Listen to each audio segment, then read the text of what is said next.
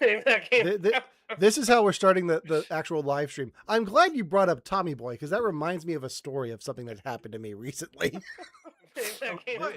This is how we're starting the actual live stream. I'm glad you brought up Tommy Boy because that reminds me of a story of something that happened to me recently. All right, let me mute my live stream. Yeah, that's what the problem was. So I was traveling through Ohio selling brake pads. Now, Wait a minute. yeah, Very no, specific. I was my family had a lake house for a week, so I went up there with went up there for a day, and they had kayaks. So my sister and I were like, let's go kayaking. Franklin's asleep. Let's go kayak for a bit. So my sister has done this recently. Like she was up there all week. I was there for the day.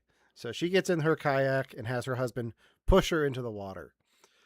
And I was like, I don't need no man. So I get in the kayak. I push myself into the water. The kayak goes nose down and then comes back up. And I think I'm fine. And I say out loud, it was almost like the Titanic there for a second. And then out of nowhere, the kayak just flipped on its side and I went into the water. Were you on one of the kayaks that you sit on or that you sit in? Sit in. Ah, okay. See, that's different. What's your experience there? Was that your first time? It's been a few years. Okay. Yeah. So. Yeah. But after that, I was fine. And then as I came back to the shore, my brother-in-law was fishing. I was like, I swear to the God of skinny punks, you better hope this wind doesn't pick up. On that note, hi everybody. Welcome to You Have to Watch This podcast. I'm Alan. I'm Brian. And I'm Devon. And it's been a minute, but welcome to You Have to Watch This podcast. Each week on You Have to Watch This podcast, we make each other watch movies at least one of us has never seen before. This week it was Ryan's pick, and he picked the 2025 film Primitive War, starring Jeremy Piven and a guy from True Blood. But before we get into that, how are you guys doing? It's been a minute since we've all been on. Summer's been hectic. Mm-hmm. Devon, you're in the States, which is why we're a little bit later tonight. I made it. Yeah, life is good. I've been in the States for a week and a half now. I haven't caught the diarrhea virus, so I think I'm doing well. Canada was so excited for you, they decided to put on a brisket, and then things got out of control. Real quick. Yeah. Intense, guys. I didn't know it was going to be so rough. Yeah. And then someone down here forgot to wash the lettuce. Yes. Who watches lettuce? Really? Yeah. So that explains. So if you're watching at home and listening to the recording of this, Devon's connection's not great where he is right now. So there's a little bit of a lag. So we do apologize for that. It'll be better next week. More on that later. Ryan, how are you? Any major purchases made recently? I don't know what you're talking about, Alan, but yeah, kinda. I don't know. So yeah, no. There was, and the wife and I are happy with it and good. About it. So we'll just go off that. Yes. All right, sounds good. Yeah. Okay. Hey, a nice can of air freshener is always a good thing. Yeah. Don't be ashamed of that, Ryan. I can smell it from here. Yeah. Yeah, Devon's in town, so we're going to be doing some things together. We get to hang out this weekend, all three of us. So that'll be fun. We'll talk about that next week when we're all together in the same room for a podcast. We're going to be celebrating 10 years of You Have to Watch This podcast, which is hard to believe, but we were just talking about what that show looks like before we got started here tonight. So we have some fun ideas for next week. So stay tuned for that. It will be live on a special night next week, Tuesday. So stay tuned and we'll have more on that to come. But we're going to start off the show like we usually do. Each week we talk about things that we've been watching in pop culture. It's been a minute. I was hoping Devon had finally had time to watch something. I was wrong. Ah, But Alan, Hmm. I did watch something. oh, you did? You I didn't watched send it to me? I watched a video of horses and dogs being friends. We talked about this. We did, yes. No, you made a statement about it. We didn't talk about it. You made a That was what statement. I watched. A video Yeah. of horses and Yes. dogs being friends. Be Um, proud of me. I watched something that is kind of similar to that. I saw. Wait, where's the poster? I saw the Odyssey. That has a horse in it, Famously. famously. It's on the poster. Yeah, I saw the Odyssey, and I saw it in IMAX, and oh boy, uh, did I have an IMAX experience. So tickets went on sale for IMAX Odyssey screenings months ago. I bought mine the day before I went. I went yesterday. I was in the second row. Wasn't the worst experience. Like screen wise, for front row would have been worse, but it was a reclining seat, so wasn't like straining my neck or anything. The problem I have, and I think it's just this theater. It's the RC Theater in York. I'm calling them out. Um, in the words of Huey Lewis in Back to the Future, it's just too darn loud. Like the the speaker I was sitting on was so loud that my vision was shaky every time there was bass. It's a Christopher Nolan film. The soundtrack is just bass. So the action scenes where Matt Damon's like fighting and running from cyclopses and stuff, it's hard to see what's going on because everything is shaky. Like the whole Trojan horse sequence was wild to me because I felt like I was sitting on a PlayStation controller. Like I feel like I had more vibrations than if I saw this in 4DX. So I'm going to stop you right there because I remember what you sat on as a child to play games. You had that circle rocker chair. yes, You've been training your whole life for this, Alan. Don't pretend like you have been. I haven't been. I had. This was way more intense than I expected. Like they turned it up to 11. That's very cool. Are you Good. sure it's not just an age thing? Well, I think I honestly. So here's the thing. Like the last Nolan film I saw was in this theater too, and Yeah. I remember walking out thinking that was really loud, like for Oppenheimer.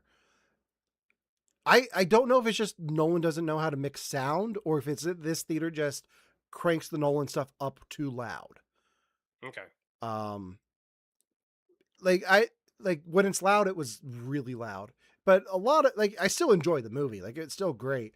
My new headcanon for the MCU is that Peter Parker's parents are Matt Damon and Anne Hathaway because it just works.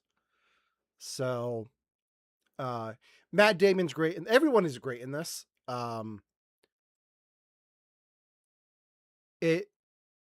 I don't understand the controversy around this movie. Like, it's not historically accurate. It's a myth.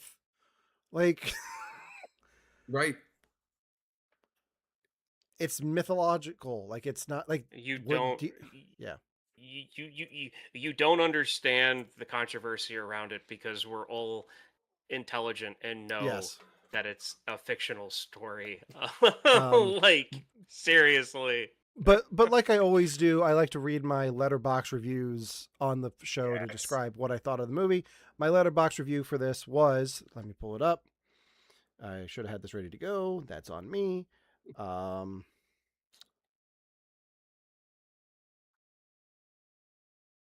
Why is Letterbox telling me to watch Masters of the Universe? Oh, no. They're trying to get people to watch it. I gave the movie 4.5 stars, and my review was The Simpsons did it first, but this was better. So Good. because that's like like there are elements of the Odyssey that I've seen in like different things, but like the only adaptation I've seen has been The Simpsons doing like Odysseus, Homer as Odysseus. So you haven't seen the original Odyssey with Wishbone? with the That's my the epic? Odyssey. Like, No, no? no. Oh man. Have you guys seen any of the epics? Except for No, no? So like Ten Commandments, I've seen Ten those giant Commandments. 60s. Okay. I haven't. Nope. Oh man, I they're didn't even know you they that made it back in the that's '60s. So or it was like late 60s, early 70s. yeah, You Devin, you need an education. Like those movies are not those those movies are not meant to be slept on. Like yes. that's like American history. Like that is legit American history movie level. Wow. Let my Wow. people Yeah. go. I gotta see it. But yeah, highly recommend this. Recommend this in IMAX. Devin, I think you're going to see it in IMAX here soon, As Nolan So- intended. as Nolan intended. I don't care what Nolan intends. I'll watch it at home. As Nolan intended, Brian. Honestly, like seeing it in the second row of IMAX, I was like, this feels like I'm at home on my projector. Like, which I have something.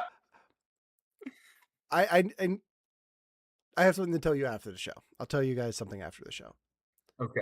Because I might have a show and tell thing for you guys next week. Ooh, Okay. nice. Yeah. All right. So, Ryan, you saw a movie. Holcomb. I'm sure that's how you pronounce that. Yes. So was it Adam Scott is the actor in it? Mhm. The guy from was it The Office and Step He Brothers, Parks and Recreation, Parks Step and Recreation. Brothers, Yeah, Severance. yeah. So he plays a jerkish American author that needs to clear his head, goes to Ireland, and um, I like a good witch movie. I like movies that are horror movies that has to do with witches because Europe, Africa, Asia, our continent, they all have some type of witch mythology. This one deep dives into Irish witch mythology a little Ooh. bit. He goes to this hotel that his parents was at, and pretty much outside events force him to run into the witch that lives in the area, and it is creepy. Um, it is good. I'm probably gonna put this one on the list to eventually have you guys watch. To say But Halloween's coming up. yeah, Ooh. um, it's one of the better horror movies I've seen so far this year. Now, I am going to be watching Obsession here soon, so I will find out which one I actually like more. So, Yeah. Nice. I'm yeah. excited. I'm excited for you to make me watch Obsession because I know it's coming. Yeah. And because I want to see it, but I Yeah. much like you don't watch Marvel movies outside of the podcast. Yeah. I wait for the horror movies to come from you guys for the podcast. So We are your filter. We are yes. your Cool. No, the only like uh Western European ghosts anything that I've ever seen is that one episode of Star Trek that we don't talk about. The Tribbles. No, it's a lot more sexual than the Tribbles. Yeah. And Oh. the Tribbles, believe it or not, is a lot of reproducing, and it's Yeah. worse than that. Yeah. Oh, I might hate this. Ew. It has to sure- do with a candle. It has to do with a candle and Dr. Crusher sleeping with a ghost. Wait, which Crusher? Not Wesley, right? No, his mom. Yes. Wesley never became a doctor. Yeah. Oh, didn't he? No. He became a traveler, not a doctor. Yeah. Got it. Okay. And Yeah, he became I'm a not sure host if of that's the the same After thing. Trek shows on Paramount Plus. But Fair. yeah. Will Wheaton. All right. The other thing that I watched since we were on last is I watched the final season of The Bear. Oh, Yes. I forgot about that. Forgot about The Bear or the final season? Both. Yeah.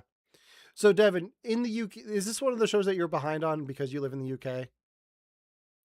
This is one of the shows I'm behind on because I'm Devin and I'm bad at watching anything that's Okay. not a horse and doggy being friends.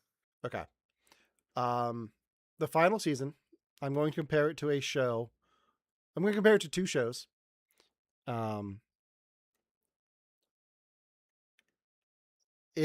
the final season takes place over a day.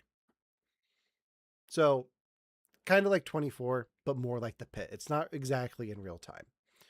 It tells the events of a whole day throughout the whole season. Kind of like the last season of How I Met Your Mother. Only this is much better than How I Met Your Mother. Oh, good. I was worried. So they ended it well? They ended it well. So it's a bold move to end a show like this where that's never been the format of the show. So it's a stretch to do this in it. It seems like a leap to do this in the final season, but it makes sense. Everything's building to this day when they run out of money. Like what happens and what is the worst case scenario for this restaurant and its crew and all of that. Like what are the repercussions of what happened in the season finale last time? And you have 8 or 9 episodes to take care of all of that business and go from there. And it nails it. Like it's phenomenal. It's got humor, maybe not enough for it to be considered a comedy in my eyes, but hey, it's there. The finale was really good. Was not expecting Bonnie Hunt to show up, but who's ever expecting Bonnie Hunt to show up? But the final episode does do a time jump, so it's kind of like after that one day. So they take a break and things get patched up a bit. Because the restaurant is like falling apart because it's just raining nonstop in Chicago, and things are just breaking left and right. So, it's a very good final season. I recommend. It's a great binge watch if you can binge watch the Bear, because it's not as anxiety producing as the first season was for me, because those first few episodes were just really hard to get through, but there's enough tension there that it's entertaining, and you know these characters so well by now. So Do That's so any good. of I'm glad they ended it well. do any of the customers get screwworm? No.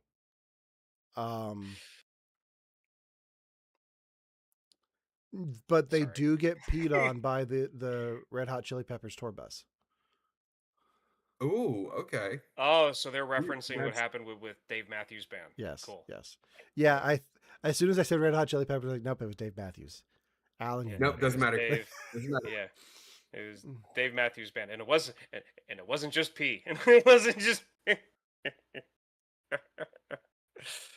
Gross. Chicago, it was for that tour boat that went underneath them. Yes, it was for that. Awful. Yeah. Ugh. I'm But glad yeah. they ended the season well. That makes Yes. me happy because I love that show. Yeah, Devon, have you finished the pit yet? Nope. Okay. It ended while I was gone.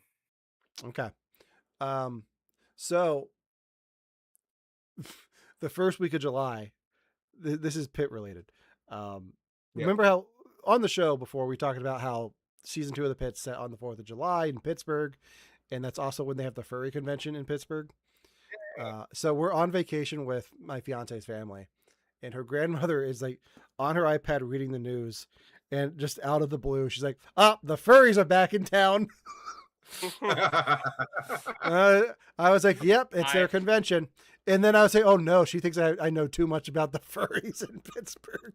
I want there to be a furry band to do a cover of The Boys Are Back in Town, but it being The Furries Are Back in Town. Oh yeah. I want that now. I just want it to be the band from Chuck E. Cheese. Oh no. All right. Let's get on to today's main topic. This is Ryan's pick, the 2025 film Primitive War. Ryan, I'm going to toss it over to you to talk about it. Okay, so I'm doing this different than how I normally talk about these movies because of how I enjoyed this movie. So I don't even have the information pulled up on my phone. So we're just going to dive right into this. So my history with Primitive War. I did not know about this movie until about 3 weeks ago. Kristen and I were going through our Prime account because every now and then they have deals, and if there's like a $4.99 movie that I really like, that I wouldn't mind having a digital copy for it, knowing that I'm not going to be able to keep it forever because eventually those are going to go away. Um, I just get it. And we're going through some movies in the deal category, and then I see the thumbnail of the T Rex skull chomping on the human skull with the helmet. And I'm like, what the hell is this? So I watched the trailer. When the trailer was done, I looked over at Kristen. She wasn't paying attention at all. And like I was like, off your phone, watch the screen. And I played it again. And I'm like and so like she wasn't as excited about it as I was, but she was still interested enough that like when I told her, I'm like, I'm just buying it and then we're gonna watch it. Like I'm not even like because it was like $3.99 to rent or $4.99 to buy, and I'm like, I'm just buying it. So we bought it and we watched it, and it is it is an extremely low budget movie. And when I say that, I think I looked it up. It's either somewhere between or $9 million that they spent to make this movie. So, I will but tell you knowing here how in a like the second. acting was, I will tell what? you here in a second. Yeah. So knowing how the acting was and the writing and some of the effects, like I could tell that it was low budget, but it was so much fun that I didn't care. So when the scenes came up where the CGI was just really, really bad, it didn't bother me at all because it was just ridiculous fun.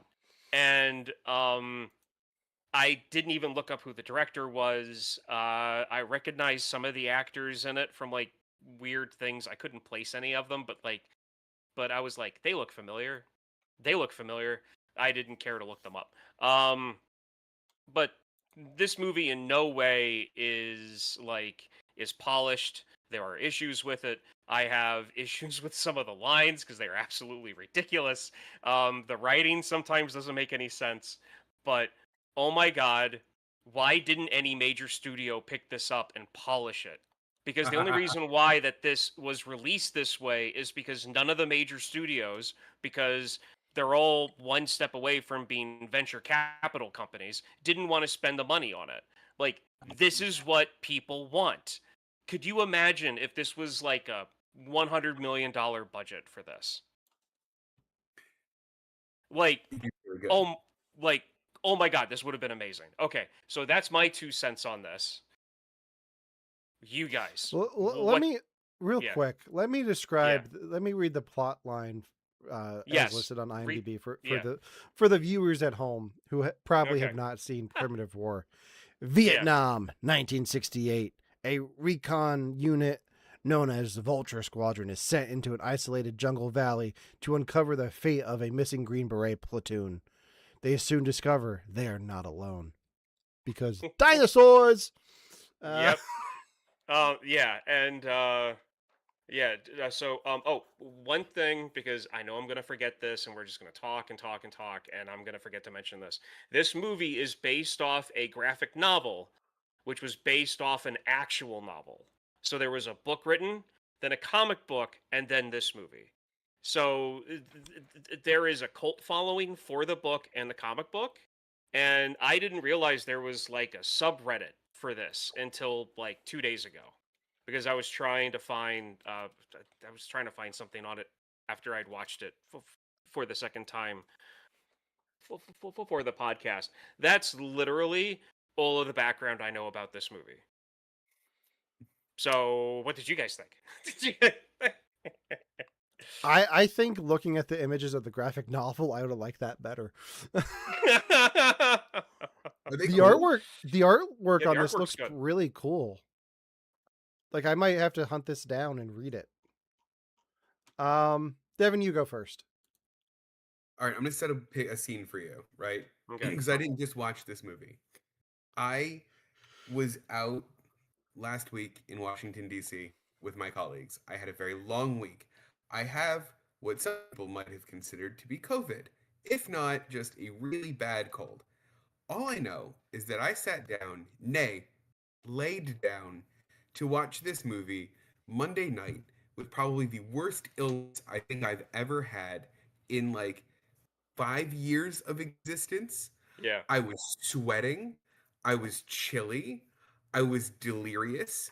I was drinking water like nobody's business. And this movie washed over me like a fever dream. It was incredible and horrific. And I don't know if I could tell you the plot or any of the characters' names. Guys, I haven't had that experience with a movie where it's just like words, sound, action, noises, dinosaurs. It was over. And I went, whoa! And then the minute at the end where I was like, why are the only people in Hollywood making dinosaur movies Jurassic Park? And then I like got this like weird conspiracy mind about how Jurassic Park is a monopoly on dinosaurs and that's not fair. And then I went to sleep. So did I like it? I think so. I know the plot. Nope. Do I know the characters? Was certain parts of them very cool and made me go, bah. Yes, and we'll talk Yeah. about those. Okay. Much like Devon, I could not describe to you the plot of this movie. I could not name any of the characters. I did not. I was not ill with COVID or a cold. There were moments of this movie that I thought were cool. There were moments that made me go, "What?" But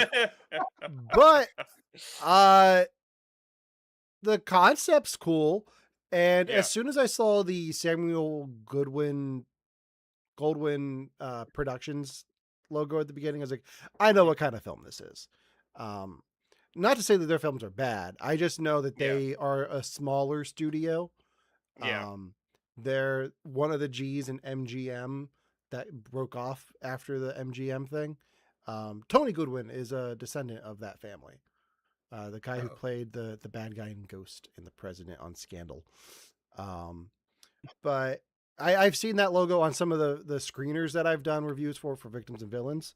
So I'm familiar with with their work, and I was like, okay, like I like their stuff. And then Jeremy Piven showed up, and I was like, oh boy. I only know of Jeremy Piven by reputation, and it's not a good thing. Having him in anything is not a good sign. But I did watch True Blood, and I've heard good things about Battlestar Galactica that I've never seen. And Trisha Helford was in that, and this movie made some weird production choices, a lot of which made sense for the small budget that they have. The CGI was not as bad as I expected it to be. There were production choices outside of the CGI that made me really scratch my head, because what do you mean that's the sound that dinosaur makes when it closes its mouth? Yes, I really want to talk about that stuff. Yes. Missed this. Tell me more. So yeah. May I? Yeah, go. I'm going to do the best impression of this that I can, Devon. So they're being chased by a T-Rex. All right, I'm going to try to do this into my microphone as close as I can for you. Okay, they're being chased by a T-Rex. Oh wait, I have. Oh man, I have a prop I should have brought down. I'll get it later. Actually, no. You guys talk about something. I have to go get something for my son's room. I'll be right back. Okay. So I'm gonna let Alan do the whole sound effect thing for the T-Rex chomp. Okay. So, well, I think we can. So my thing with this movie, and the reason why I'm just like, I don't care how bad this is, I really like it. It's because I like Vietnam movies. I like war movies, like people going into, extreme environments and having to band together to take care of a problem. Devon, I mentioned that on our episode that we did where we did like green, it's like movie green flags, or like things we like about, the small, like small things that pop up in movies that we like. And so like you have that, and then you have like the dinosaur aspect of it, and then you have the fact that it's a dinosaur movie, but like these are supposed to be real dinosaurs that have been pulled from the past by accident. Yeah. And so like the velociraptors have feathers. Yeah. Like all of cool. like all of the different raptor species that they name, which is like 4, have feathers. The T-Rex has feathers coming out of his head. Yes, So so like hot. that's another reason why, like, that I'm like really obsessed about this movie, even though it's got a, a lot of questionable issues. Okay, Okay. So T-Rex I'm chop. back. T-Rex Yeah. shop. All right. So to demonstrate, meet Blue. Oh, oh, I love you have him. Oh my god, that's Yeah. so cool. Yeah. Yeah. So this is Blue. I bought this at a yard sale for $5. He does make noises and stuff, but all right. So to demonstrate what happens in the movie for you, Devon, what sound do you think this would make? Like in real Probably life? that, like, That's pretty much what it no, is. Like that's what the yeah, sound effect is in the movies. It's a pop, like a pop. Like yeah, that's all it is. Like it's not even like a. There's no growl or anything. It's like a pop. Like yeah. several times. It's so. It sounded like they just took two wood blocks and chimed them together. You're just like, Like, but see, the thing is, like, so the good. best part about it is like there's no echo to it. It's just like Really? thud. Like it's just a flat, Yeah. like clank. And like to me, when I first watched it and that happened, I laughed and like to me, it's so ridiculous that this was my reaction. It happened, I laughed, and I looked at Kristen and I said, "I love it. I don't care that that's ridiculous. It fits. I love it." Like that. Like. But yeah, That's so so cool. yeah, Can we? I love this dinosaur, by the way. Yes. I think he's having Not as Can much as my son. Like he like this thing attacks him like rah rah rah rah rah, and he loves it. yeah, that's so funny. Yeah. Uh, can we talk about? Okay, so there was a yeah, part of this movie that I distinctly remember, like being like, yes, that is very cool. yeah, I think that they finally did justice to the pterodactyl in this movie, yeah. where That yeah. Sorry. like Jurassic Park 3 fucking wishes it could. Because in those, they try to make them a big deal. They're like, oh, we're gonna get us. And they're just like, wah! And that's basically all they do. And it's kind of annoying. But in this one, like, he slurped somebody's intestines like spaghetti. Yeah. They like use Yeah. their beak as like a point object. Like, that's horrific. That's why you're scared of those things. That gave me a reason to be scared of those things. I thought that was cool about this movie. You probably also thought Yeah. they were real because you were delirious from your fever. I genuinely, that part like made me scared. I was like, oh, I hope they don't get me. Like it was like that was like a genuinely visceral part. That was really good. I The like this the movie for part the part that scared me the most about this movie was the runtime. Uh, that. It is a long movie. Yes, it is 2 hours plus. It yes. is. And I went Um, down to the wire watching this because I've been running around doing errands and appointments all day. So I was Yeah. like, we went live at 7:30, 7:25. The credits were rolling. Nice. Um. So the the the pterodactyl species they used in the movie, I believe, is, and I'm gonna mispronounce this, Quetzalcoatlus. Quetzalcoatlus. Yes. It is the biggest one of the pterodactyl flying dinosaur like species. It's also Kristen's favorite, so she was ecstatic at that whole sequence. She absolutely loved every second of it, except for the moment where he was, the giant purple tongue was coming out and like hooking the Yep. intestines Yep. and it going like, um, she I heard a audible ew coming from her when that happened, and she's the It one was that, gross. and she's the one that loves horror movies more than I do. So that's saying something. It Um, was gross.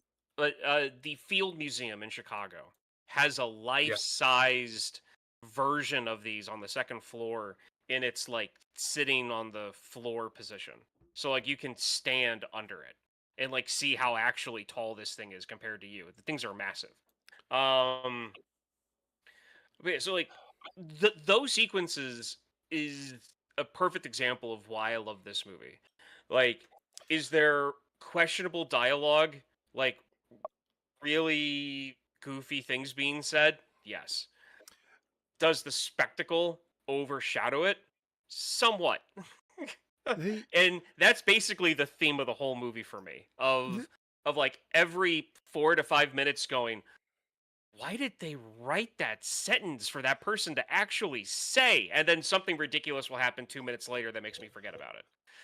that's my problem with the movie is its pacing, because you have these action pieces with the dinosaurs, and then you have long stretches of just people talking, and like the pacing is all over the place, and it just makes it really hard to get into. Okay. Um, I had a thought watching this movie, and I'm like, oh, I want to see this movie so bad. Is like, I want to take the idea of this movie and mix it with another movie, and I want to see that movie with those actors. Do you guys know what movie I'm thinking of? No. No. I want, okay, Tropic Thunder with the same cast. They're dropped into the jungle, With and there this. are dinosaurs. And Ben Stiller thinks they're still making a movie, but then Robert Downey Jr.'s like, "There's dinosaurs." Like, Yeah. All right. Okay. That's really good. I want to I'm see on board. that movie. Like that. That is Tropic Thunder 2. Well, That's that's very what I funny. meant by like I can't believe that the major studios overlooked this because you could have gotten something like that with Mm, this. Like, and that's like this this gets into the whole annoyance that I know we all have with the way Hollywood's running its business right now. The the Hollywood model, like, they're looking for franchises. Dinosaurs are a hard sell. The big thing is the reason Jurassic Park has such a hold on the dinosaur franchise rights is they can sell toys for Jurassic Park. They can't sell toys for this, Ryan. Like, they're not going to sell a Yeah, two okay, pack so yeah, of a T-Rex and a Vietnam soldier. Like, you're not going to get a T-Rex and Lieutenant Dan. Like, well, one, it'd be awesome if you could, but see, the thing is that that's what I mean by there's a problem. yeah, That is the perfect example of what I'm talking about, where like there's an issue in Hollywood where it is basically constricting what like do we really need a Toy Story 5? Do we need all of these Jurassic Parks? Like, no. I would love if like maybe 3, 4, sure, like maybe the whole Jurassic Park thing ended at like Jurassic World was like a one-off or something. It's like, hey, let's do one 20 years later, and for the people who grew up with it, and then they have kids, so to watch like that, I can kind of understand. But then going through and creating like another 3 movie series on it, like you're you're taking resources away from other artists, other writers, to get new stories and new angles out. And like we were just looking through lists of movies before we started the show. We were looking at lists of movies from different years, yes.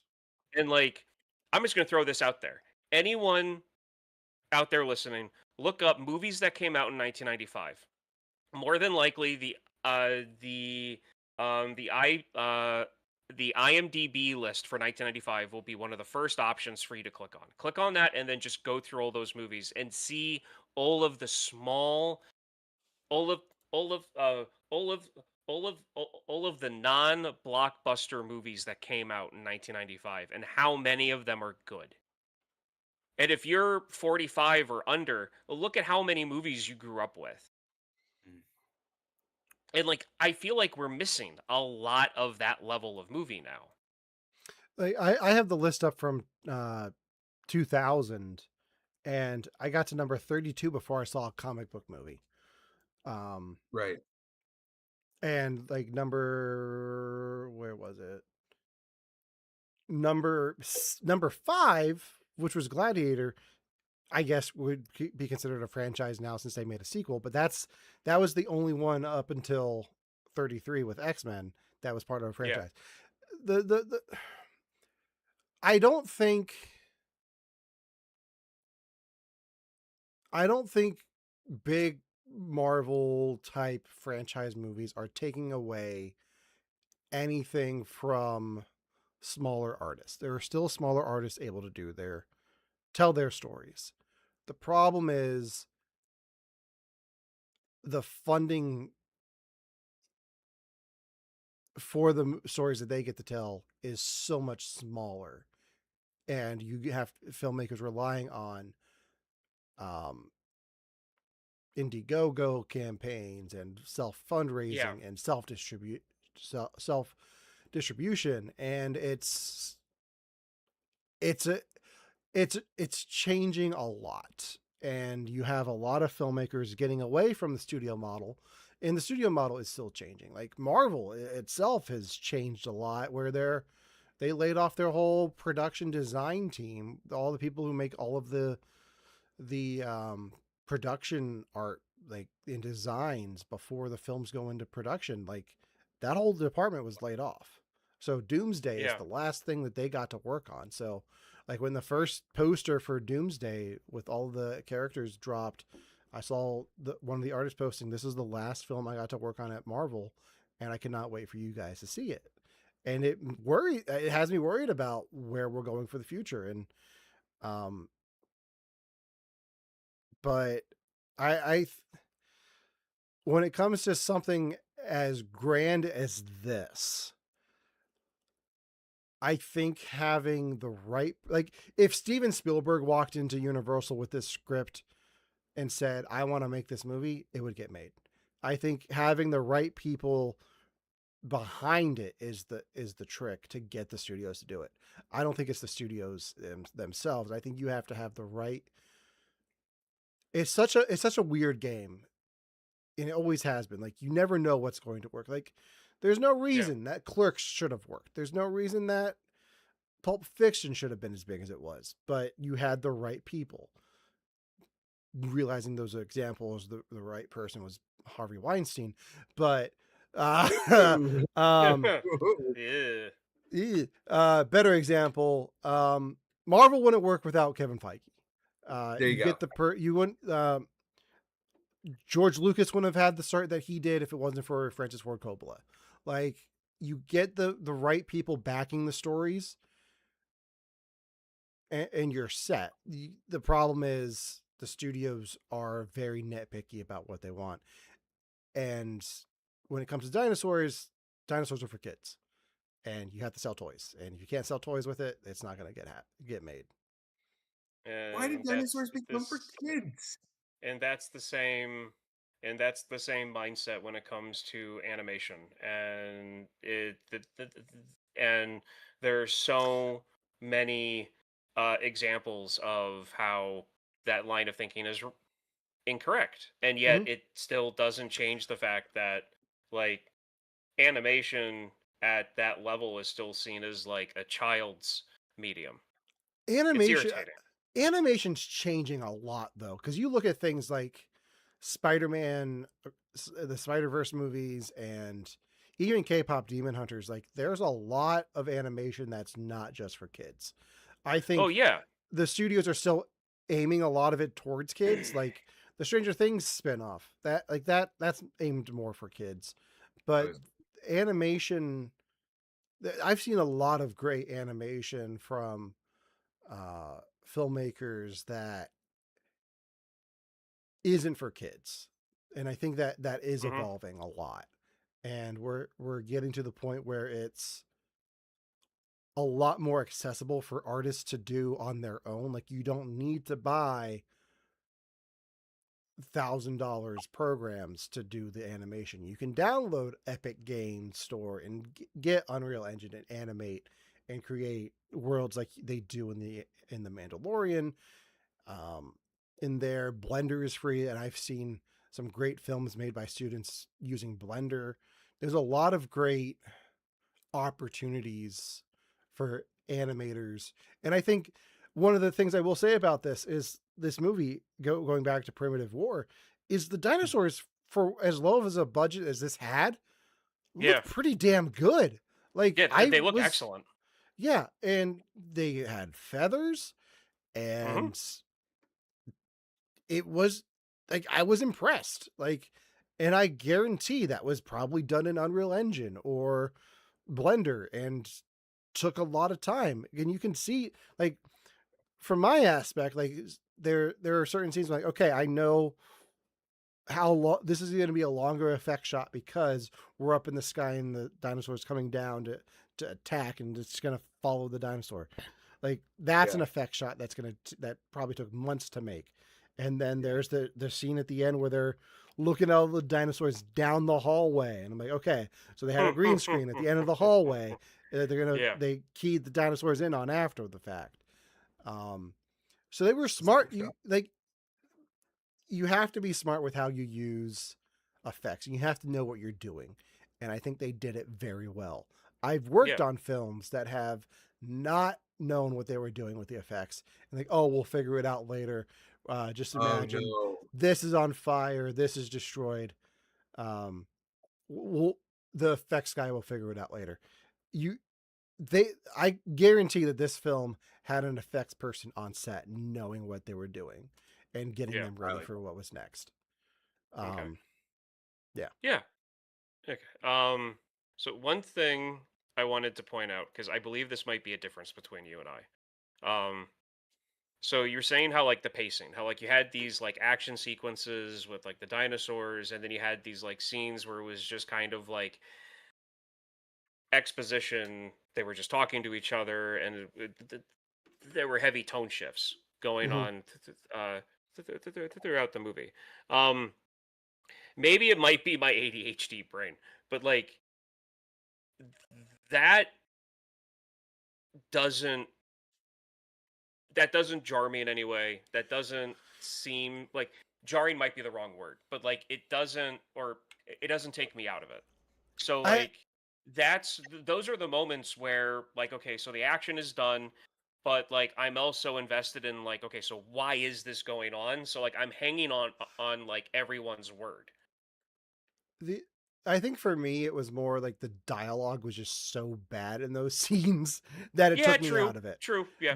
Yeah. That's what it was, because you do have to Mhm. have those moments Yeah. of Yeah. calm between the raptor chase. Like it's Yeah. not going to be as dramatic of a scene turning the power back on if you don't have Ian Malcolm looking over the plans with John Hammond laying the plans out over Ian Malcolm. Like you Yeah. have to have those smaller moments. The problem is the dialogue was just so bad in those scenes, Yeah. and then yeah, it just Okay. ugh. So My like delirious fever brain didn't catch any of the bad dialogue. So give me a line okay. of So bad dialogue. What was some bad ones? um I Hey, look can't over give there. you yeah, yeah. So um the worst of the dialogue, okay? The worst character that is like the worst offender of having really ridiculous lines like that was Jericho, the colonel commander guy that sent them Okay. Yep. to, like sent them out there. He's the one that had the tiger in the cage that never turned into anything, which I kind of loved because it was just a tiger in a cage. Because they were like, we need to make this guy seem crazy. What can we do to make him seem crazy? Let's have him have a pet wild tiger in a bamboo cage. Okay, are we going to do anything with it? No, No, he's not even going to feed it. It's just going to be there and he's going to mention it one time. And that's it. Um, fair. but I mean, like he's saying like really ridiculous things that like make absolutely no sense. Like I think they were trying to go for like a country guy that has a lot of country sayings and stuff, but I've Yeah. never heard any of those sayings before, and they were just absolutely ridiculous. He's the worst offender of it. Yeah, at the Um, end, I love the moment at yeah, the end of the film where they're flying out in the helicopter, because I've never yeah. seen that before in a dinosaur movie, like leaving the dinosaurs behind in a helicopter. There's like, Eh, did you know what we were going into? And it's like, that's classified. Like, yeah, of course it is. Like that, just the way, like eh. the way Jeremy Piven delivers that line was, oh But that's how he delivered all of his yeah, lines in the whole movie. like, um, what was it? There's oh, so there's a scene where there's one of the Vulture Squadron comes into a tent, and it's just them. They're just showing them being relaxed. You're getting to Yeah. know the characters. And like the one guy comes in and he's obviously like the contraband guy that gets everybody their contraband. And so like there's a new kid and he sits down and he pulls out like a late 60s like porn mag and and he looks at the new kid who's like maybe I don't know 19, 20 years old and he goes, "Okay, I give you the most important like the most important question of your life, your most important decision you're ever going to make. Do you want the eye candy?" And then he holds up a chocolate bar. He goes, "Or do you want the mouth candy?" Like those are the Yeah. kind of lines that are in this movie, and it's like it's silly and it's stupid, but there's a certain part of it where I'm just like, okay, not everyone is well spoken, not everyone is, like has a large vocabulary. So when I see movies like this is like the juxtaposition to where like, okay, in Jurassic Park, we're looking at like college educated, you know, like really well versed individuals. This movie Doctors. might be in the same, like doctors. This might be in the same universe, and these are just normal public school graduated people, and just like this is the like language difference in this like like universe, if those two movies are in the same, which they're not, but I'm just like as an example. I um yeah. I have two more things I want to talk about. Okay. Uh, do you want to know how I knew this movie was low budget? Just by uh I could watch this movie with my eyes closed. I could tell you it was low budget. Do you want to know how? Sound design. Something with the sound design.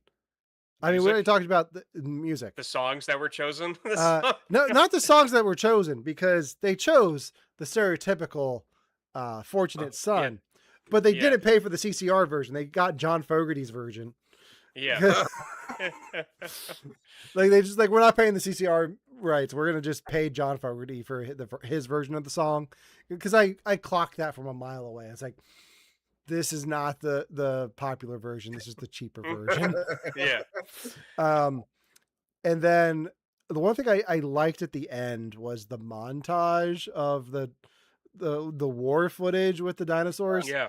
Until they did the Forrest Gump thing, way worse than Forrest Gump did it, where they have just the guy in a black and white newscast standing there, not even holding a microphone, just black and white newscast talking, not lips aren't lined up at all with what he's saying. And then they cut to footage of Gerald Ford not saying anything. Like, the president addressed the existence of dinosaurs in Asia today, and he's just there like shuffling his papers. I thought that was intentional, right? Like they were like making a joke about it, or no? I don't. It came across. It made me laugh.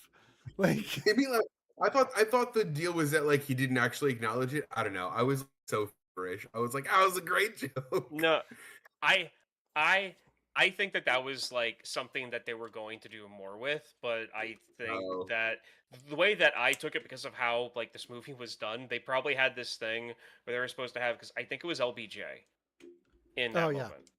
Yeah, yeah, it so would be. Yeah. so it would have been that I think they probably were trying to get maybe someone to like pretend to be him to like voice over like there were dinosaurs in Vietnam or something like that, but they couldn't get anyone to do the voiceover, so they just left it. Like the president just shuffling papers, like he made some announcement about the dinosaurs. Um, so one small thing that I really love about this movie is the attention to detail for the dinosaur behavior. Mm-hmm. Because there's a montage where the soldiers just walking through the jungle and you've got the dinosaurs just being dinosaurs. And I love that aspect of it. And were there any moments like that for you? Like something like it wasn't action, it wasn't some stupid saying that was made.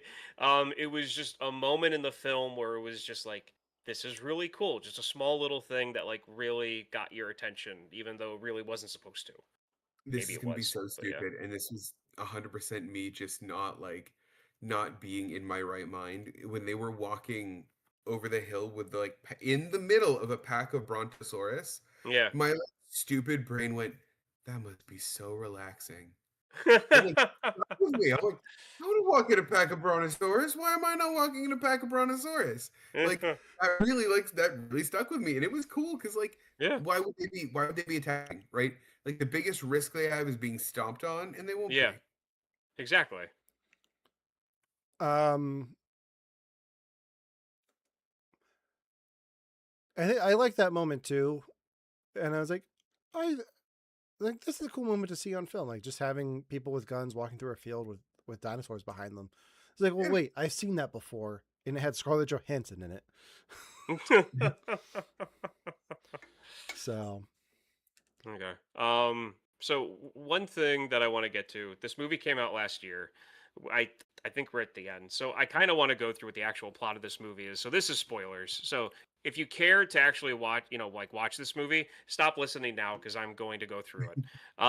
So when the when the Vulture Squadron, this LARP unit, goes out to find the Green Berets, they come across, obviously we've been talking about dinosaurs. The dinosaurs are actual dinosaurs, not recreations, because of Russian wormholes. So Yeah. there are labs all over this part of Vietnam that Russians are controlling that are trying to create wormholes so they can literally roll tanks onto like the United States. Into the United States and not have to drop a single nuke. The experiment goes wrong and they pull through a bunch of dinosaurs. The army unit runs into a Russian paleontologist. paleontologist, Thank you. Um, we got there. yeah. um, and she basically helps them deal with the dinosaurs, and they help her. And guess what? They un they undo Cold War propaganda that their governments have done on them about each other, and they become friends. Um, and they they find the collider where this experiment's taking place, and just like Jurassic Park fashion, the T Rexes show up to save the day and to kill as many people as possible because some Russian guard accidentally shot. I say accidentally, unintentionally, well, intentionally but unintentionally killed one of their three cubs. And so Mama and Papa rip a bunch of Russians apart. Yeah. um the ending of this movie is absolutely nuts because I think there was maybe like 500 velociraptors in that end scene. Oh yeah, It wasn't the quote like, "Don't worry, I think only 6 of Velociraptors came through," and then Yeah. montage of hundreds of Velociraptors, and she, I someone think just I running might in have. circles around them just to taunt them. Like they're not even interested in Yeah. fighting. They're just like, Yeah. we're gonna run in circles. And then of course the scenes where all the characters are shooting their guns in front of the helicopter in total action movie poses are just Oh yeah, absolutely amazing. Um, but that's the plot. That's what happens in this movie. It is insanely simple. It is straightforward. Um, Devon, I really highly recommend that you watch this at some point, not high on sick at some point. Like hear some of the one-liners in this, especially Jericho. Please listen to Jericho. His lines are okay. ridiculous. Um, oh, the one thing I forgot, and I'll leave it with this. This movie, one guy was the writer, director, producer, and something else. Because I guess to keep costs down, like so this is someone's singular vision of what they wanted to do. Very That I cool. like. That I Yeah. find cool. There are choices in it that I don't really like, like that I would have done differently. But at the same time, it's really cool to see something on this scale from someone where they can say, this was all of my decision. Yeah. This is how I wanted it to be. And that's really cool to see. So, And I think Um, me, what I need to do is I watched some of the movie, and I think I didn't know the history of the movie or like the budget, and like I didn't cue on what Alan did at the very beginning. So I was like, oh yeah, like serious Hollywood movie about dinosaurs. And then at one point they're like the collider and wormholes. I'm like, I think this is a B movie about dinosaurs. And for some reason, like that's what cued me to it like, being a B movie. Yeah. And then like halfway through, it was like, shit. Like if I approached this with this same level of like, I'm just gonna have fun that I did like Llama Apocalypse or Velociraptor or Yeah. Velocipaster, like I'm gonna love this movie 10 times more. So like, Yeah. it is a rewatch for me, and I need to approach it like that, and I know I'm gonna love it. Well, Uh, something that might help is to watch Right. the trailer to Okay. understand because I mean like that's the tone I got from the trailer. Like I watched Okay. the trailer and I'm just like, this is gonna be fun, and that's the mindset I had going into it. Good. I do have some news to drop on you guys. Oh. Primitive War 2 is in development with the same writer, Yes. director, producer. What? Yeah. That's so And Give me this good. All one right. this one's going to dive Yeah. more into the Cold War and escalation of the Nice. dinosaurs. That's Nice.